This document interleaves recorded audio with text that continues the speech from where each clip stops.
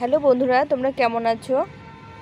দেখো পিটুনিয়া গাছটা কতটুকু লাগিয়েছিলাম, এখন কতটা ঝোপালো হয়ে গেছে পিঞ্চিং করে করে। এইগুলো পিঞ্চিং করা হয়নি অনেক দিন থেকে, এগুলো একটু পিঞ্চিং করে দিতে হবে। এই সবগুলো আমি একটু পিঞ্চিং করে দেব, তাহলে যত পিঞ্চিং করা যাবে তত এরা নতুন নতুন দু সাইড থেকে, ডালের দু সাইড থেকে দুটো করে ডাল বেরোবে। এই দুটো দুটো করতে করতে অনেকগুলো ডাল হবে, তখন অনেকটা ঝোপালো হবে। এভাবে এই মাথাগুলো পিঞ্চিং করে দিতে হবে, প্রতিটা গাছের মাথাগুলো এভাবে পিঞ্চিং করে দিতে হবে। খুব ঠান্ডা পড়েছে, ছাদে আসা যাচ্ছে না, কাজগুলো করা যাচ্ছে না, তো আজকে রোদ্দুর আছে একটু। এভাবে গাছগুলো পিঞ্চিং, এই গাছটা দেখো কতটা লম্বা হয়ে গেছে, ফুল ফোটার সময় হয়ে গেছে। তো এটা আমি পিঞ্চিং করা কম হয়েছে, গাছটা খুব একটা ঝোপালো হয়নি, আজকে পিঞ্চিং করে দিলাম। এই গাছগুলো দেখো এখন ছোট লাগিয়েছিলাম, কতটা বড় হয়ে গেছে, একদম ছোট ছোট লাগিয়েছিলাম, এ দেখো কতটা বড় হয়ে গেছে। এভাবে করে আমি লাগিয়ে দেখো গাছগুলো কত সুন্দর হয়েছে। এই যে এটার মধ্যে 4টে গাছ আছে, এই মাথাগুলো এখন পিঞ্চিং করে দেবো সব গাছের। পিঞ্চিং করে দিলে গাছগুলো খুব ঝোপালো হবে। এখন ফুল নেওয়া যাবে না, এখন শুধু পিঞ্চিং করে খাওয়া দিতে হবে।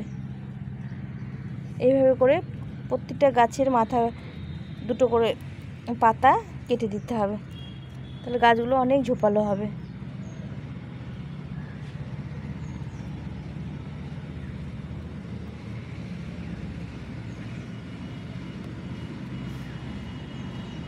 দেখো গাছগুলো কত সুন্দর হয়েছে। আরও অনেক চারা আছে আমার, এখন টব খালি নেই, বসাতে পারছি না। ছোট ছোট অনেক চারা হয়েছে গাছের নিচে, এই গাছে ওই গাছের গোড়াগুলো অনেক চারা হয়েছে। এই গাছগুলো দেখো কতটা লম্বা হয়ে গেছে, এই মাথাগুলো আজকে পিঞ্চিং করে দিতে হবে।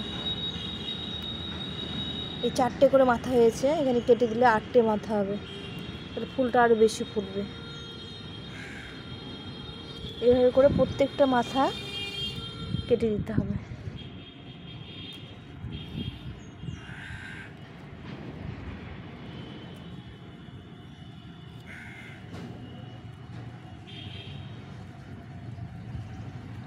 এই পিঞ্চিং করে দিলাম, এখন গাছগুলো একটু খাওয়ার দিতে হবে। তো খাওয়ার এখানে সর্ষের খোল কয়েকদিন ভিজিয়ে রেখেছিলাম, মোটামুটি 8-10 দিন হবে। এই দেখো এখন এটাকে আমি জলের সঙ্গে মিশিয়ে নেব। এতটা পরিমাণ নিলাম, নিয়ে এর সঙ্গে জল নিয়ে পাতলা করে মিশিয়ে নিতে হবে, একদম পাতলা করে দিতে হবে।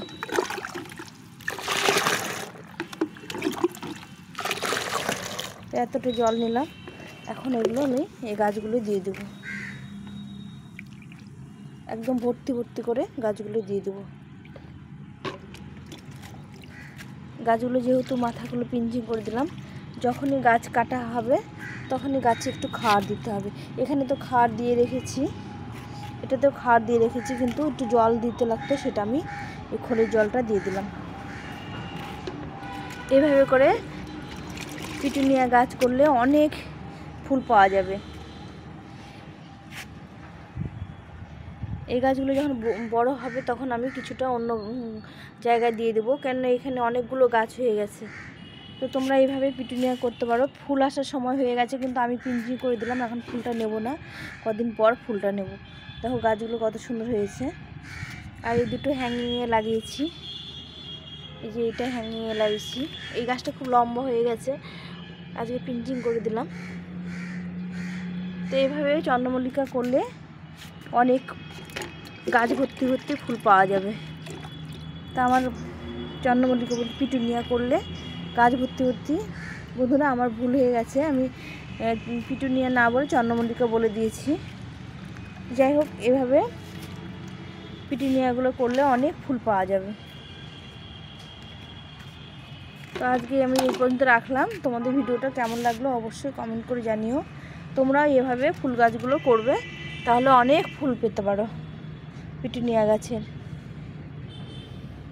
শুধু মাথাগুলো এইভাবে পিঞ্চিং করে দিতে হবে, তাহলে প্রচুর ঝোপালো হবে আর প্রচুর ফুল দেবে। আমি গাছগুলো একটু দেরিতে লাগিয়েছি, দেরিতে ফুল ফুটবে। অন্য অন্য চন্দ্রমল্লিকাগুলো আমার হয়ে গেছে, ওগুলো ফুল দেওয়া শেষ হয়ে গেছে, তারপরে এই গাছগুলো লাগিয়েছি। এখান থেকে আমি দুটো গাছ অন্য টবে লাগিয়ে দেবো, আর এখান থেকে আমি দুটো গাছ লাগিয়ে দেবো। এগুলো কেবল বড় হচ্ছে। এভাবে করে তোমরা পিটুনিয়া গাছ করতে পারো, প্রচুর ফুল পাওয়া যাবে।